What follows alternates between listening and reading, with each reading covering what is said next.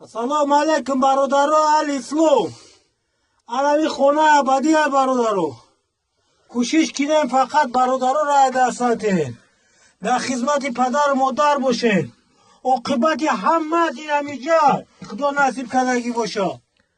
انشاءالله خداوند اگر که لایق بینه همیجا واسه میشه، اگر لایق نبینه هیچی نیستی برادر. خدمت پدر و مادر کن، دعای پدر کن، دعای پدر بگی. این دنیا دروزه، پول، مال، وظیفه، منصب همه سرت به صاحب بمونه. این تمیه این همیشه ده اینا. این هم تا لایق بینه، این هم تا خواه نکنن، این هم تا این همیشه خواه میزنی. خدا خواهد اگر خداوند نصیبت که نکنه جورا او قد جان کنی و تو و چرا تو او نه زنت قطید میدره ایجا، نه کودکت، نه پولت، نه مالت، فقط عمل صالحت میدره ایجا برادر اهل اسلام. الله اکبر. خدایت